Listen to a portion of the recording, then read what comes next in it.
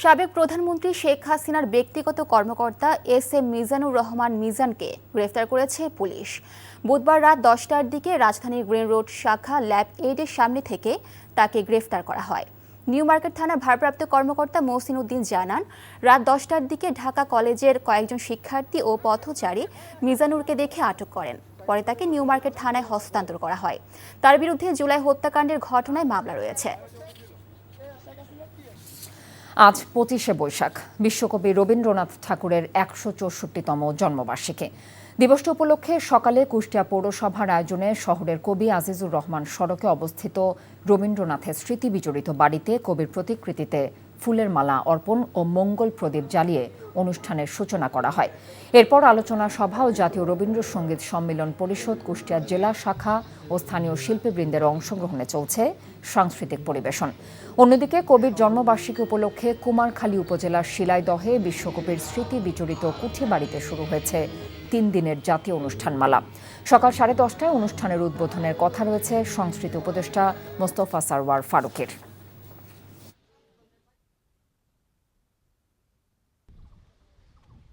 প্রতিযোগিতামূলক ক্রিকেটে ফিরতে অনুশীলন শুরু করেছেন বাংলাদেশের সাবেক অধিনায়ক সাকিব আল হাসান। দুবাই নেটে ব্যাটিংয়ের প্রস্তুতি নিয়েছেন তিনি। সবশেষ গত বছরের নভেম্বরে আবুধাবিতে টি10 লিগে বাংলা টাইগার্সের হয়ে অংশ নেন সাকিব। সংযুক্ত আরব আমিরাত প্রতিনিধি মামুনুর রশিদ জানিয়েছেন, এই ফ্র্যাঞ্চাইজির কোচিং স্টাফের তত্ত্বাবধানে মাঠে অনুশীলন করতে দেখা গেছে তাকে। জানা গেছে, মধ্যপ্রাচ্যের দেশটিতে 10 দিন অবস্থান করবেন সাকিব। গত সেপ্টেম্বরে সারের হয়ে ইংলিশ কাউন্টি খেলতে যান বাম হাতে এই অলরাউন্ডার। সেখানে সামারসেটের বিপক্ষে ম্যাচে তার অ্যাকশন সন্দেহজনক হয় আম্পায়ারদের কাছে।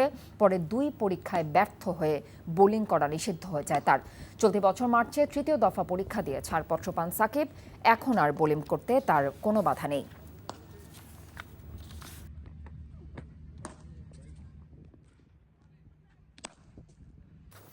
সাবেক রাষ্ট্রপতি মোহাম্মদ আব্দুল হামিদ থাইল্যান্ডের উদ্দেশ্যে ঢাকা ছেড়েছেন। ভোর 3টায় থাই এয়ারওয়েজের নিয়মিত ফ্লাইটে তিনি ঢাকার হজরত শাহজালাল আন্তর্জাতিক বিমানবন্দর ত্যাগ করেন। তবে তিনি কী উদ্দেশ্যে এবং কতদিনের জন্য গেছেন তা জানা যায়নি। রাষ্ট্রপতির মেয়াদ শেষ হবার পর থেকে তিনি ঢাকায় নিজ বাসভবনে অবস্থান করছিলেন। এরপর থেকে তাকে খুব একটা জনসম্মুখে দেখা যায়নি। সাবেক রাষ্ট্রপতির বিরুদ্ধে কিশোরগঞ্জে একটি হত্যা মামলা দায়ের করা হয়েছে। জুলাই আন্দোলন চলাকালে কিশোরগঞ্জে এই হত্যার ঘটনা ঘটে উল্লেখ করে গত 14 জানুয়ারি কিশোরগঞ্জ থানায় এই মামলা দায়ের করা হয়।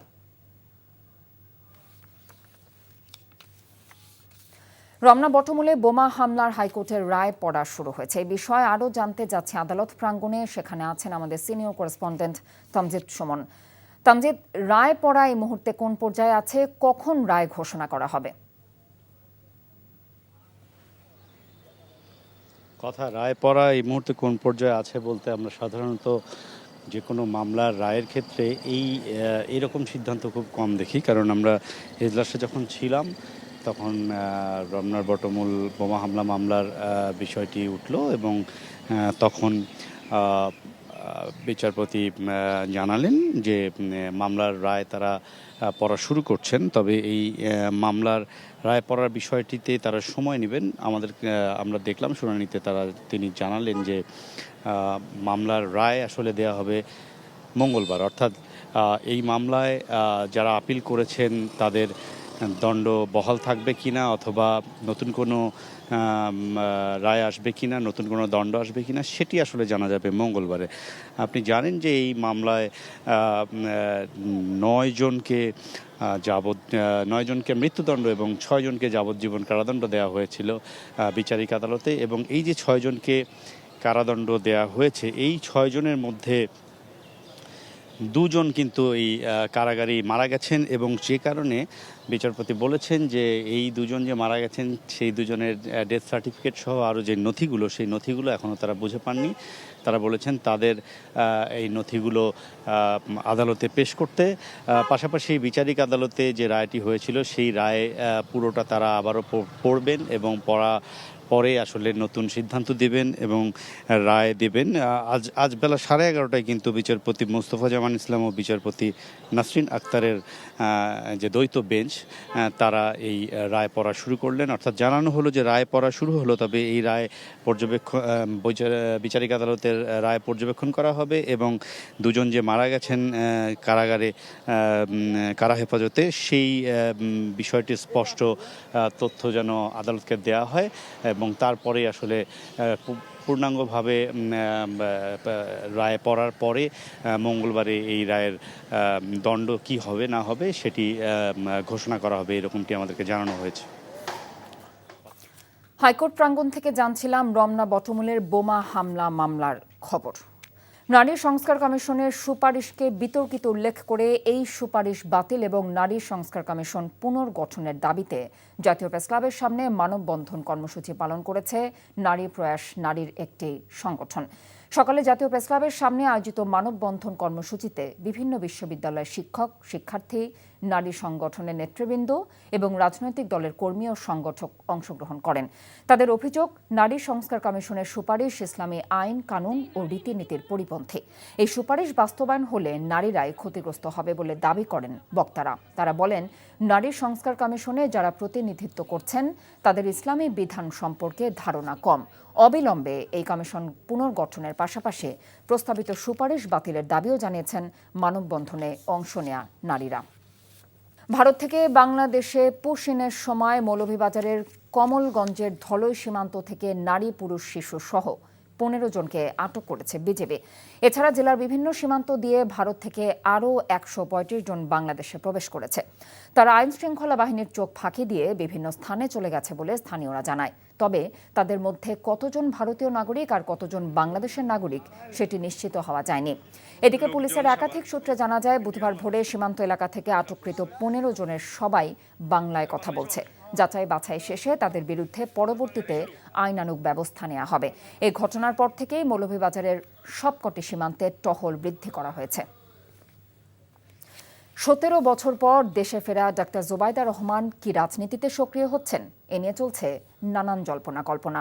নানান পরিচয়ে পরিচিত জুবাইদা রহমানকে নিয়ে সবচেয়ে বেশি উচ্ছ্বাস দেখা গেছে তার জন্মস্থান সিলেটে। বিএনপি তৃণমূল নেতাকর্মীদের প্রত্যাশা, দেশের নতুন ঐক্যের রাজনীতির নেতৃত্ব দেবেন এই নারী। সিলেট থেকে সজল ছত্রীর রিপোর্ট, ক্যামেরায় ছিলেন আনিস রহমান। জুবাইদা রহমান পেশায় চিকিৎসক, বিএনপির ভারপ্রাপ্ত চেয়ারম্যান তারেক রহমানের স্ত্রী। নানান পরিচয়ে পরিচিত তিনি। সাবেক নৌবাহিনী প্রধান ও সাবেক মন্ত্রী রিয়াল এডমিরাল মাহবুব আলীর মেয়ে, মুক্তিযুদ্ধের প্রধান সেনাপতি বঙ্গবীর জেনারেল আতাউল গনি ওসমানীর ভাতিজি। সরাসরি রাজনীতির মানুষ না হলেও হয়েছেন রাজনৈতিক প্রতিহিংসার শিকার। লন্ডনে 17 বছর নির্বাসিত জীবন কাটিয়ে ফিরেছেন দেশে। তার এই ফেরাকে স্বাগত জানাতে জন্মস্থান সিলেটে ছিল ভিন্ন আমেজ। ওনার রক্তে কিন্তু রাজনীতি বইছে। আমরা আশা করব আগামী দিনে জুবাইদা রহমান বিএনপির হাল ধরবেন, বিশেষ করে সিলেট বিএনপিতে উনি একটা অবদান রাখবেন। আমরা আশা করি ওনার মাধ্যমে সিলেটের বিএনপি তথা সিলেটের সকল উন্নয়ন হবে। উনি বাংলাদেশের বিএনপির রাজনীতিতে যদি সম্পৃক্ত হন, আমরা ওনাকে সুস্বাগত জানাই। ডাক্তার জুবাইদা রহমান রাজনীতিতে আসবেন এমন গুঞ্জন রয়েছে সর্বত্র, যা থেকে বাদ যায়নি সিলেটও। আমরা চাই উনি রাজনীতিতে আসুন। ওনার মতো ব্যক্তিত্ব, ওনার মতো মানুষ আমাদের রাজনীতিতে দরকার। এই ধরনের উচ্চ শিক্ষিত এবং উচ্চ ফ্যামিলির কেউ বাংলাদেশের রাজনীতিতে নিজের অবস্থান নিয়ে আসেন, ডেফিনেটলি এটা বাংলাদেশের রাজনীতির জন্য এবং আমাদের সিলেটের রাজনীতির জন্য অবশ্যই একটা শুভ লক্ষণ বলে আমি মনে করি। আমরা যে রাজনীতিকে এগিয়ে নিয়ে যেতে চাইছি সমৃদ্ধ বাংলাদেশ গঠনে, সবাইকে নিয়ে একটা মেধাভিত্তিক রাষ্ট্র গঠন করতে, একটি সাম্যের রাষ্ট্র গঠন করতে, সেখানে জুবাইদা রহমান উল্লেখযোগ্য ভূমিকা রাখতে পারেন। জুবাইদা রহমান রাজনীতিতে আসছেন কিনা তা এখনও নিশ্চিত নয়, তবে তার আগমন নতুন মাত্রা যোগ করবে বলেই মনে করছেন নেতাকর্মীরা। সজল ছত্রী, এনটিভি নিউজ, সিলেট। চট্টগ্রামে কর্ণফুলী নদীর তীরের লালদিয়ায় গ্রিন পোর্ট নির্মাণ প্রকল্প হাতে নিয়েছে সরকার। এ লক্ষ্যে নেদারল্যান্ড ভিত্তিক একটি প্রতিষ্ঠানের সাথে আলোচনা চলছে বলে জানিয়েছেন বিডা চেয়ারম্যান চৌধুরী আশেক মাহমুদ বিন হারুন। সকালে চট্টগ্রাম বন্দর এলাকা পরিদর্শনকালে তিনি কথা বলেন। এ সময় তার সাথে ছিলেন প্রধান উপদেষ্টার প্রেস সচিব মোহাম্মদ শফিকুল আলম, চট্টগ্রাম বন্দর কর্তৃপক্ষের চেয়ারম্যান সহ ঊর্ধ্বতন কর্মকর্তাগণ। বিডা চেয়ারম্যান সাংবাদিকদের জানিয়েছেন, বে টার্মিনাল বাস্তবায়িত হলে চট্টগ্রাম বন্দরের সক্ষমতা বহু গুণ বেড়ে যাবে। এ সময় তিনি বর্তমান সরকার বিদেশি বিনিয়োগ সহ ব্যাপক কর্মসংস্থানের লক্ষ্যে কাজ করছে উল্লেখ করে বলেন, এরই ধারাবাহিকতায় নেদারল্যান্ডসের এচে মুলার মার্কস নামের একটি প্রতিষ্ঠান লালদিয়ায় গ্রিন পোর্ট নির্মাণে $800 মিলিয়ন বিনিয়োগ করবে। এর মাধ্যমে হাজার হাজার কর্মসংস্থান হবে বলে আশা প্রকাশ করেন বিডা চেয়ারম্যান। এই পোর্টটা করতে এটা একটা obviously state of the art এবং গ্রিন একটা পোর্ট হবে। এখানে কিন্তু সরকার কোনো $1 টাকাও দিচ্ছে না এবং পুরাটাই ওনারা বিদেশ থেকে ফরেন ডিরেক্ট ইনভেস্টমেন্ট হিসেবে আনবে। এই একটা প্রজেক্টে যদি আমাদের $800 মিলিয়ন এফডিআই আসে এবং এপিএম এর মতো একটা ভালো কোম্পানি থেকে, সেটা আমাদের দেশের ইকোনমির জন্য এবং ওভারঅল আমাদের ফাইন্যান্সিয়াল হেলথের জন্য ইজ ভেরি ভেরি ক্রুশাল। আমাদের আশা হচ্ছে যে এর মাধ্যমে অনেক মানুষের কর্মসংস্থান হবে এবং অ্যাট দ্য সেম টাইম আমাদের যে ওভারঅল এফডিআই নাম্বারটা, সেই নাম্বারটাতে একটা সিগনিফিক্যান্ট স্পাইক হবে। কক্সবাজারের সেন্ট মার্টিন দ্বীপের অদূরে সাগরে অভিযান চালিয়ে 11 চোরা কারবারিকে আটক করেছে কোস্টগার্ড। ট্রলার বোঝাই করে এসব সার মিয়ানমারে পাচার করছিল তারা। সকালে কোস্টগার্ড মিডিয়া কর্মকর্তা লেফটেন্যান্ট কমান্ডার হারুনুর রশিদ জানিয়েছেন, ভোরে কোস্টগার্ডের জাহাজ বিসিজিএস মনসুর আলী সেন্ট মার্টিনের ছেড়া দ্বীপ থেকে 4 নটিক্যাল মাইল দক্ষিণে একটি ইঞ্জিন চালিত কাঠের বোটকে সন্দেহজনকভাবে চলাচল করতে দেখেন। এ সময় বোটটিকে থামতে বলা হলেও তা অমান্য করে পালিয়ে যাওয়ার চেষ্টা করে।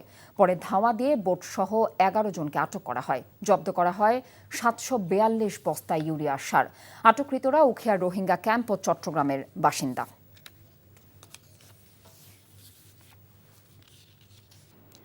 24 আন্দোলনের ন্যায় বিচার প্রতিষ্ঠিত হলে ভবিষ্যতে জালিম আর ফিরে আসবে না বলে মন্তব্য করেছেন বাংলাদেশ জামায়াতে ইসলামীর আমির ডাক্তার শফিকুর রহমান। ভোরে আজিমপুরে দলের সাবেক কেন্দ্রীয় সহকারী সেক্রেটারি জেনারেল ব্যারিস্টার আব্দুর রাজ্জাকের কবর জিয়ারত শেষে তিনি কথা বলেন। দলের আরেক কেন্দ্রীয় নেতা এটিএম আজহার ন্যায় বিচার পাবেন এবং মুক্ত হয়ে দলের নেতৃত্ব দেবেন বলে মন্তব্য করেন শফিকুর রহমান। অভিযোগ করেন, জামায়াত নেতাদের ফাঁসি দিয়ে মারা হয়েছে, জেলে হত্যা করা হয়েছে। ফ্যাসিস্টের বিরুদ্ধে সুবিচার নিশ্চিতে আইনজীবীদের আব্দুর রাজ্জাকের আদর্শ ধারণ করার পরামর্শ দেন জামায়াত আমির।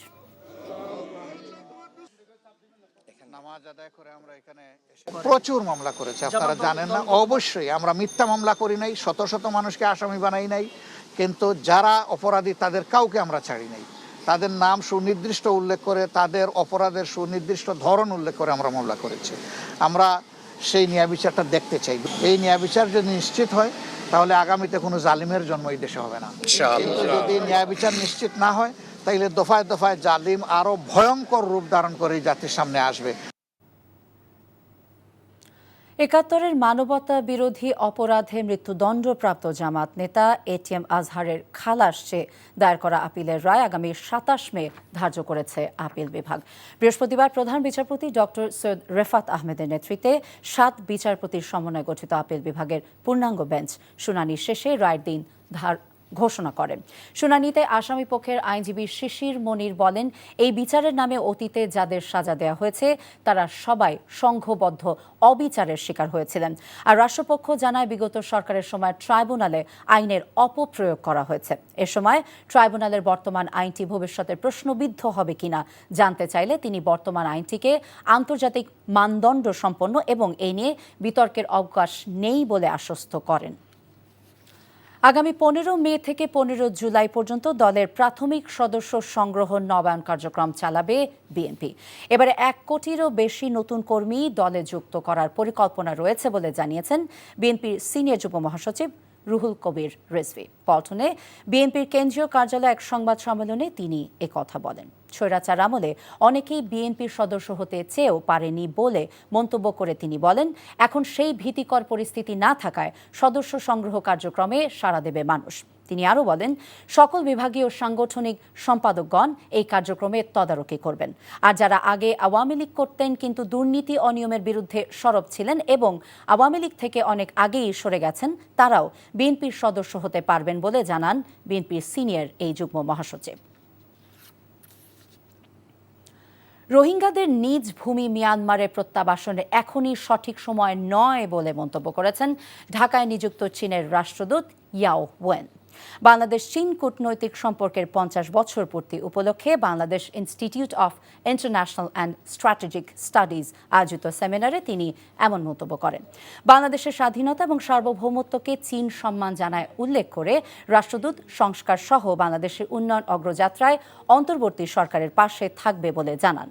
রোহিঙ্গা সমস্যার সমাধানে চীনের প্রচেষ্টার কথা তুলে ধরে তিনি বলেন, মিয়ানমারে অভ্যন্তরীণ দ্বন্দ্ব চলমান থাকায় এখনই রোহিঙ্গা প্রত্যাবাসনের উপযুক্ত সময় নয়। ভারত পাকিস্তানের সংঘাতে সন্ত্রাসবাদের যে অভিযোগ এসেছে, চীন তার নিরপেক্ষ তদন্ত চায় বলেও জানান ইয়াও বোয়েন। Humanitarian corridor, I should say, China is not involved. It is, as far as my understanding is concerned, is something initiated by United Nations agencies to provide humanitarian supply to Rakhine states, to these affected people by the conflict. So I learned also Bangladesh, Myanmar, even some, the Arakan army was involved, but China is not involved in this matter. সমৃদ্ধ বাংলাদেশ বিনির্মাণে কৌশলগত নেতৃত্বের প্রয়োজনীয়তা এবং সমসাময়িক challenge দক্ষতার সঙ্গে মোকাবেলা করার আহ্বান জানিয়েছেন সেনাবাহিনী প্রধান জেনারেল ওয়াকারুজ্জামান। সকালে মিরপুর সেনানিবাসের ন্যাশনাল ডিফেন্স কলেজে 3 সপ্তাহব্যাপী স্ট্র্যাটেজিক লিডারশিপ প্রশিক্ষণ ক্যাপস্টোন কোর্স 2025-এর সমাপনী অনুষ্ঠানে তিনি একথা জানান। তিনি আশা প্রকাশ করেন, দ্রুত পরিবর্তিত বৈশ্বিক প্রেক্ষাপটে ভবিষ্যতের জন্য একটি স্বনির্ভর এবং দক্ষ জাতি গঠনে এই কোর্স উল্লেখযোগ্য ভূমিকা রাখবে। কোর্সটিতে জ্যেষ্ঠ সামরিক কর্মকর্তা, শিক্ষাবিদ, চিকিৎসক, কর্পোরেট প্রতিনিধি সহ 32 জন ফেলো অংশগ্রহণ করেন। অনুষ্ঠানে ঊর্ধ্বতন সামরিক ও বেসামরিক কর্মকর্তা, কলেজের অনুষদ সদস্য, স্টাফ অফিসার সহ অন্যান্যরা সরকারি ও বেসরকারি প্রতিষ্ঠানে যোগ দেন। You are coming from various sectors. You will be the policymakers. You are the policymakers.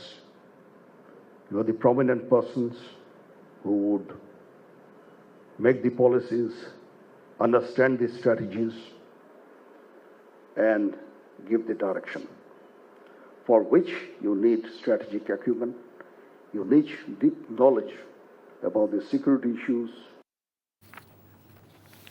Barishal বিশ্ববিদ্যালয়ে ভিসিকে অপসারণের দাবিতে শিক্ষার্থীদের আন্দোলনের সাথে একাত্মতা প্রকাশ করেছেন শিক্ষকেরা। দুপুরে প্রশাসনিক ভবনের সামনে অবস্থান কর্মসূচি চলাকালে শিক্ষার্থীদের সাথে দেখা করে একাত্মতা জানান শিক্ষকেরা। তারা বলেন, উপাচার্য সুচিতা শারমিনের কারণে বরিশাল বিশ্ববিদ্যালয় এখন ধ্বংসের মুখে। তিনি থাকাকালে বিশ্ববিদ্যালয়ে কোনো উন্নয়ন হয়নি। শিক্ষার্থীদের বিরুদ্ধে মামলা করার মতো ঘৃণ্য কাজ পর্যন্ত করেছেন তিনি। তাই অবিলম্বে তার পদত্যাগ করা উচিত। অবস্থান কর্মসূচি শেষে শিক্ষক এবং শিক্ষার্থীদের বিক্ষোভ মিছিল হয়। উপাচার্য অপসারণের দাবিতে গত 4 দিন ধরে আন্দোলন করছে শিক্ষার্থীরা।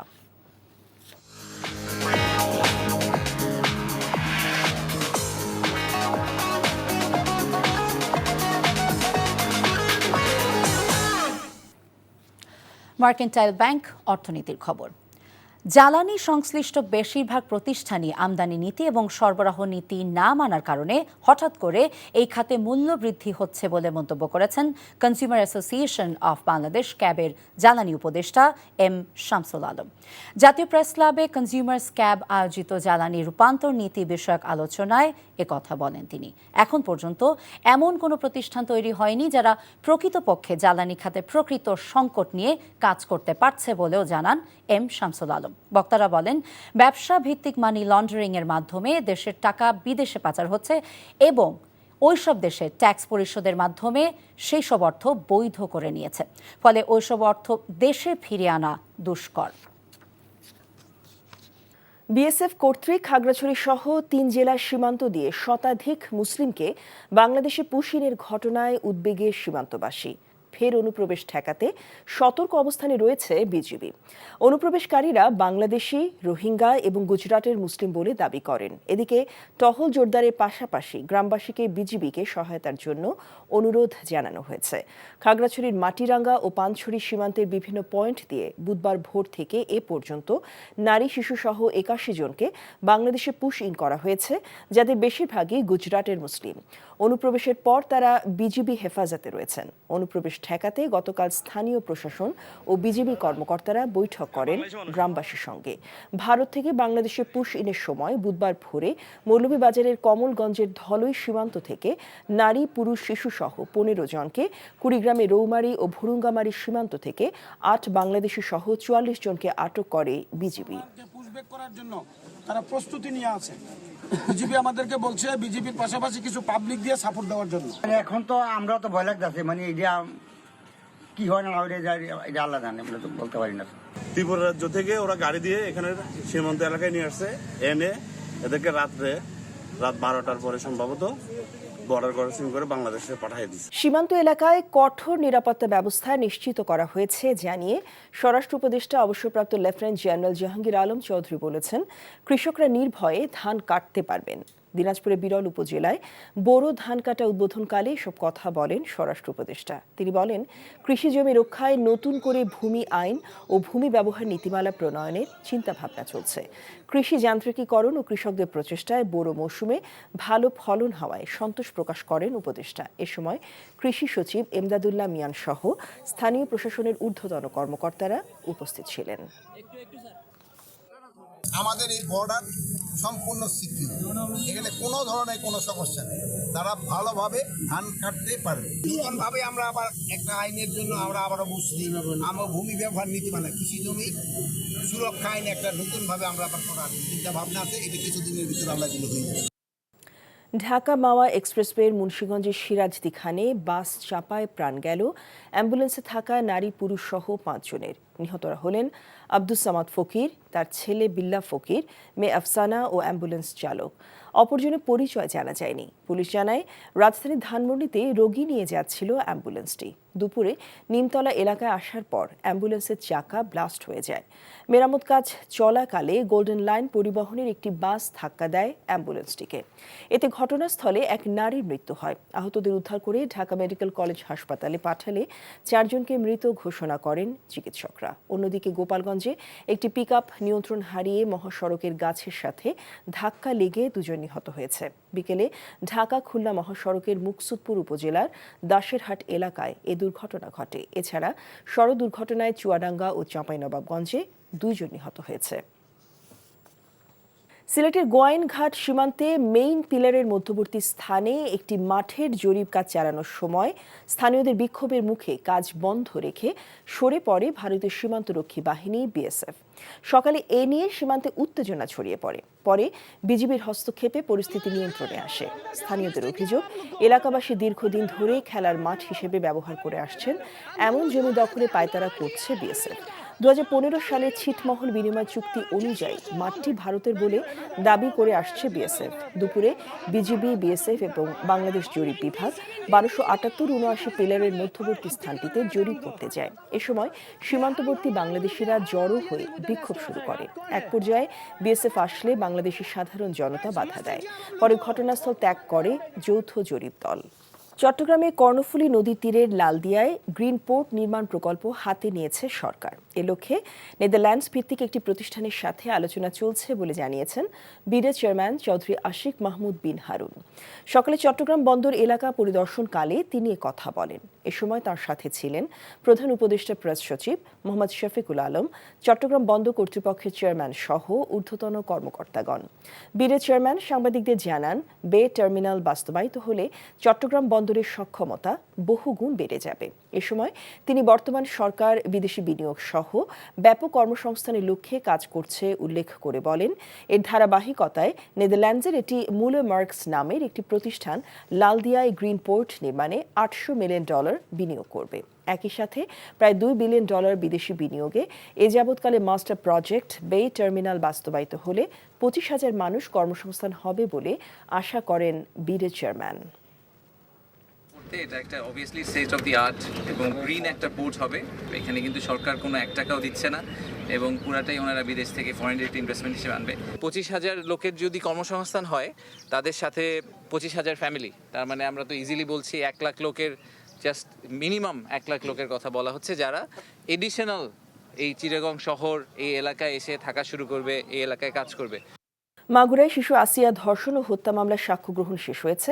আগামী 12 মে যুক্তিতর্ক উপস্থাপনের দিন ধার্য করেছে আদালত। সকালে মাগুরার নারী ও শিশু নির্যাতন দমন ট্রাইব্যুনাল আদালতে বিচারক এম জাহিদ হাসানের আদালতে সাক্ষ্য দিয়েছে প্রধান আসামি হিটু শেখ, তার স্ত্রী ও 2 পুত্র। পরে বিচারক আগামী 12 মে উভয় পক্ষের আইনজীবীদের যুক্তিতর্ক উপস্থাপনের দিন ধার্য করেন। এই মামলায় বাদীসহ মোট 29 জনের সাক্ষ্য গ্রহণ করা হয়েছে।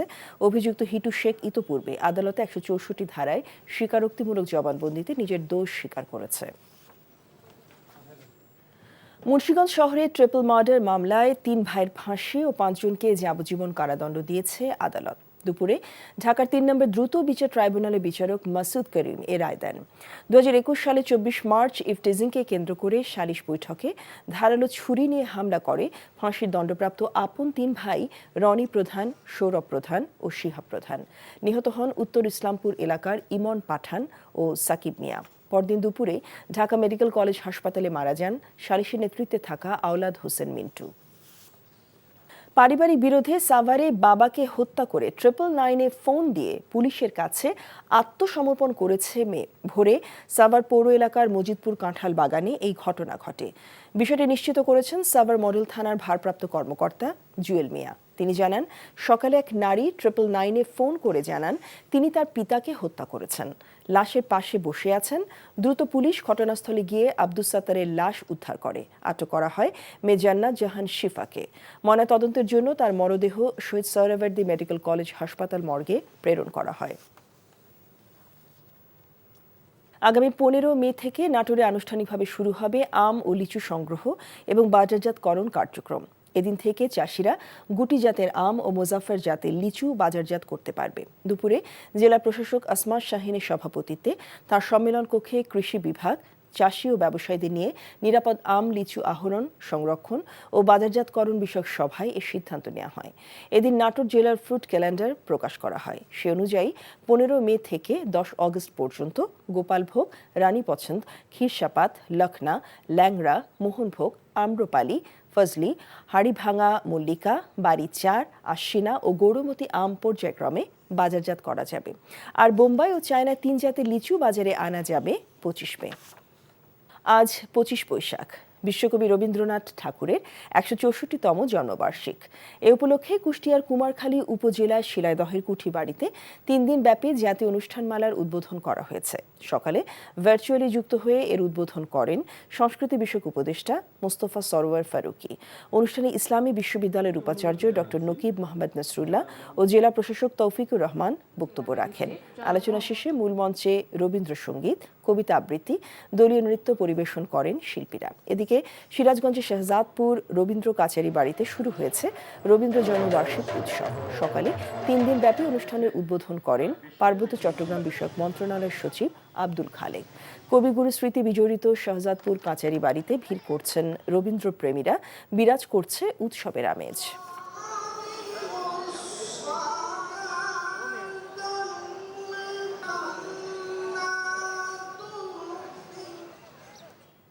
মেহেরপুরে গাংনী উপজেলার গাড়াবাড়িয়া গ্রামে মাদকাসক্ত জামাইয়ের ছুরিকাঘাতে চাচা শ্বশুর নিহত হয়েছেন।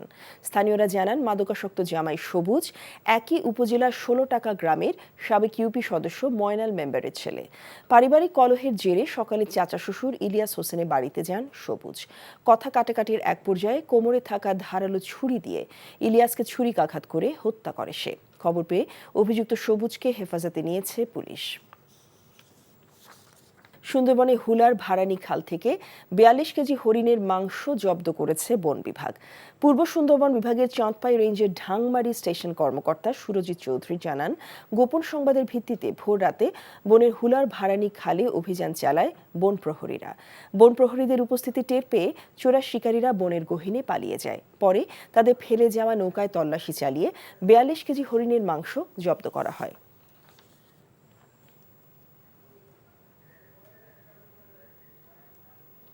কক্সবাজার সেন্ট মার্টিনস দ্বীপের অদূরে সাগরে অভিযান চালিয়ে 11 চোরা কারবারিকে আটক করেছে কোস্টগার্ড। জব্দ করা হয় 742 বস্তা ইউরিয়া সার। কোস্টগার্ড মিডিয়া কর্মকর্তা লেফটেন্যান্ট কমান্ডার হারুন রশিদ জানান, ভোরে কোস্টগার্ডের জাহাজ বিসিজিএস মনসুর আলী সেন্ট মার্টিনের ছেড়া দ্বীপ থেকে 4 নটিক্যাল মাইল দক্ষিণে একটি ইঞ্জিন চালিত কাঠের বোটকে সন্দেহজনকভাবে চলাচল করতে দেখে। এ সময় বোটটিকে থামতে বলা হলেও তা অমান্য করে পালিয়ে যাওয়ার চেষ্টা করে। পরে ধাওয়া দিয়ে বোট সহ 11 জনকে আটক করা হয়। জব্দ করা হয় 742 বস্তা ইউরিয়া সার। আটককৃতরা উখিয়া রোহিঙ্গা ক্যাম্প ও চট্টগ্রামের বাসিন্দা। সাভারে সেনাবাহিনী আন্তঃফরমেশন হকি প্রতিযোগিতায় ফাইনালে উঠেছে 9 পদাতিক ডিভিশন ও 33 পদাতিক ডিভিশন। বিকেলে সদর দপ্তর 71 মেকানাইজড ব্রিগেডের তত্ত্বাবধানে এবং 9 পদাতিক ডিভিশনের ব্যবস্থাপনায় সাভার সেনানিবাসের হকি গ্রাউন্ডে ফাইনালে মুখোমুখি হয় দল দুটি। খেলায় প্রধান অতিথি হিসেবে উপস্থিত রয়েছেন সেনাবাহিনীর 9 পদাতিক ডিভিশনের জিওসি ও Savar area commander major general Moeen Khan. খেলায় অংশ নেয় বিভিন্ন ফরমেশনের 14 টিম। ঠাকুরগাঁওয়ে অনুষ্ঠিত হলো এই প্রতিযোগিতা। বিকেলে বালিয়া ইউনিয়ন বিএনপি এবং স্থানীয় একটি সংগঠনের উদ্যোগে অনুষ্ঠিত হয় এই ঘোড়দৌড়। এতে ঠাকুরগাঁও সহ আশেপাশের বিভিন্ন জেলার অর্ধশত ঘোড়া নিয়ে অংশ নেন প্রতিযোগীরা। ঘোড়দৌড় উপভোগ করেন হাজারো নারী পুরুষ। কয়েক পর্বে ঘোড়দৌড় শেষে বিজয়ীদের হাতে পুরস্কার তুলে দেওয়া হয়। আয়োজকরা জানান, নতুন প্রজন্মের কাছে অনেকটা হারিয়ে যাওয়া ঐতিহ্যকে পরিচিত করার লক্ষ্যেই এমন আয়োজন। এদিকে সাবেক রাষ্ট্রপতি আব্দুল হামিদের বিদেশে পালিয়ে যাওয়ার ঘটনায় জড়িতদের আইনের আওতায় আনতে না পারলে পদত্যাগ করবেন বলে মন্তব্য করেছেন স্বরাষ্ট্র উপদেষ্টা লেফটেন্যান্ট জেনারেল অবসরপ্রাপ্ত মোহাম্মদ জাহাঙ্গীর আলম চৌধুরী। দুপুরে দিনাজপুরে জেলা প্রশাসকের কার্যালয়ে এক বৈঠক শেষে তিনি এমন মন্তব্য করেন। এটার জন্য যারা দায়ী অলরেডি অর্ডার করা হয়ে গেছে, তাদের শাস্তির আওতায় আনা অবশ্যই একটা ব্যবস্থা নেওয়া। এটা কোনো অবস্থা ছাড় দেওয়া যাবে না। এটা তো এই যে ঘটনাটা ঘটছে, এটা যারা জড়িত তাদের অবশ্যই শাস্তির আওতায়। আর যদি না হয় স্যার, এটার বিপক্ষে তারা যদি শাস্তির আওতায় না আনে, সেই সময় আমি চলে যাবো। দেশের জনগণকে উপেক্ষা করে তাদের ওপর কোনো কিছু চাপিয়ে না দিতে সরকারের কাছে আহ্বান জানিয়েছেন বিএনপির মহাসচিব মির্জা ফখরুল ইসলাম আলমগীর। তিনি বলেন, দেশে এখনও গণতন্ত্রের উত্তরণ ঘটেনি। সাবেক অ্যাটর্নি জেনারেল AJ মোহাম্মদ আলীর প্রথম মৃত্যুবার্ষিকীতে সুপ্রিম কোর্ট বার অডিটোরিয়ামে স্মরণ সভায় তিনি একথা বলেন। সংস্কারটা শুরুই করেছি আমরা। আমি কথাটা বারবার করে বলতে চাই, 2016 এবং 2022-এ আমরাই প্রথম সংস্কারের রূপরেখা দিয়েছি। আমি খুব স্পষ্ট করে বলতে চাই যে বিবৃত কথা চাই, কারণ আমরা তো ক্ষমতার জন্যই রাজনীতি করি। কারণ আমাদের যে গঠনতন্ত্র, আমাদের যে আপনার ঘোষণাপত্র, সবখানে তো পরিষ্কার করে বলাই আছে। দেশের কৃষক ধানের ন্যায্য মূল্য থেকে বঞ্চিত হওয়ায় দিন দিন জাতীয় খাদ্য নিরাপত্তা হুমকির মুখে পড়ার আশঙ্কা তৈরি হয়েছে। এমন কথা জানিয়েছে কৃষকদের অধিকার প্রতিষ্ঠায় গঠিত সংগঠন বাংলাদেশ কৃষক মজুর সংহতি। দুপুরে রাজধানী হাতিরপুলে রোজভিউ প্লাজায় আয়োজিত সংবাদ সম্মেলনে সংগঠনটির নেতারা জানান, এবার ধান উৎপাদন খরচের চেয়ে 100 থেকে 150 টাকা কমে বিক্রি করতে বাধ্য হচ্ছেন কৃষকরা। তাদের মতে, উত্তরবঙ্গে প্রতিমণ ধান উৎপাদন খরচ হয়েছে গড়ে 1200 টাকার মতো, কিন্তু দেনা পরিশোধের চাপে কৃষকরা 11 টাকার মধ্যে বিক্রি করতে বাধ্য হচ্ছেন।